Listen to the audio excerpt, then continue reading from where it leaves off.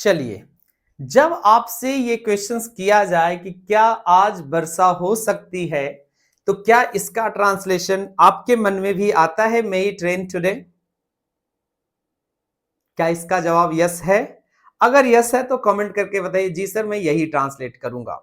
लेकिन हमने ब्रैकेट में लिख भी दिया है कि सर ये गलत है, तो आपको भी लगेगा कि सर अभी तो ट्रांसलेशन, फिर इंग्लिश, फिर गलत। अब आप क्या ऐसा ही ट्रांसलेशन करते हैं जब आपसे कह दिया जाए कि क्या आज बारिश हो सकती है, वर्षा हो सकती है? जवाब जनरली यस आएगा कि हाँ सर ऐसा ही ट्रांसलेशन होता है। बट अभी तक आपको ये समझ में नहीं आया कि सर ये गलत क्यों होगा, तो चलिए समझाते हैं। अब जब आप कोई सेंटेंस में से शुरू करते हैं, यानी में एक मॉडल ऑक्सिलरी वर्ब है। अब समझना शुरू करिए, ये कैसा है? में एक मॉडल ऑक्सिलरी वर्ब है। यहां तक समझ में आया कि जब एक में मॉडल ऑक्सिलरी वर्ब है तो इसका जब आप इंटरोगेटिव बनाते हैं, इंटरोगेटिव कहने का मतलब कि जैसा ये सेंटेंस लिखा हुआ है, तो सिर्फ ये एक ही तरह का इंटरोगेटिव बनाने में कैपेबल है।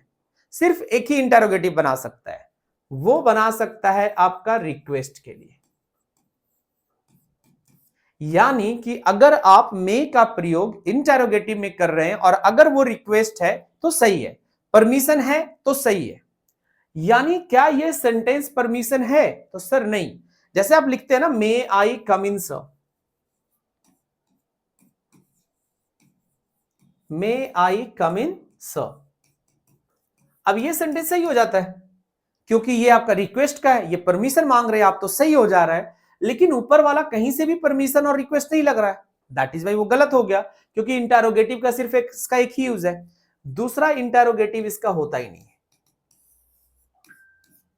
यानी सिंपल इंटरोगेटिव आप नहीं बना सकते। जैसे आप कैन का बनाते हैं, माइट का बना सकते हैं, विल का बना सकते हैं, शुड का बना सकते हैं, वैसे मे का सिंपल इंटरोगेटिव नहीं है। फिर क्या आप मे को कैन में चेंज कर दीजिए, ज्यादा होगा, बट फिर आएगी यहां पर जो परसेंटेज ऑफ पॉसिबिलिटी होगा वो चेंज हो जाएगा। मे से कुछ और हो रहा होगा, आप उसको कैन में बदल दिए तो कैन में कुछ और हो जाएगा। ये पॉइंट समझने वाली बात है। अब जरा कोशिश करते इसको समझने की, तो सर करेंगे क्या? अब तो हम फंस गए चक्कर में। तो देखिए, मे का अगर हमको एक सिंपल इंटरोगेटिव बनानी है तो हम एक नया स्ट्रक्चर फ्रेम करते हैं, that is do you think. क्या लिखेंगे? Do you think. तो आप डू यू थिंक से शुरू करेंगे, फिर सब्जेक्ट लगाइएगा, फिर V1 लगा, सॉरी V1 नहीं, आप लगाइएगा में,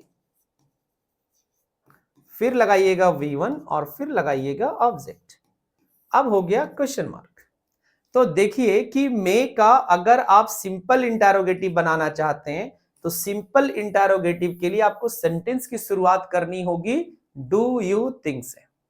तो इस सेंटेंस का सही वर्जन होगा, यहां पे स्पेस बना के मैं लिख देता हूं, सही वर्जन होगा do you think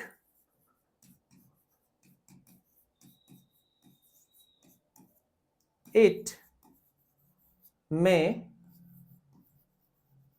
rain today, और लगा दीजिए question mark. Do you think it may rain today.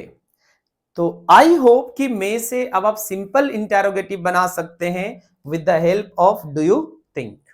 Video कैसा लगा हो ये कमेंट के थ्रू बताइए। अगर अच्छा लगा हो तो लाइक शेयर, और चैनल पर पहली बार आए तो चैनल को सब्सक्राइब जरूर करिए। धन्यवाद।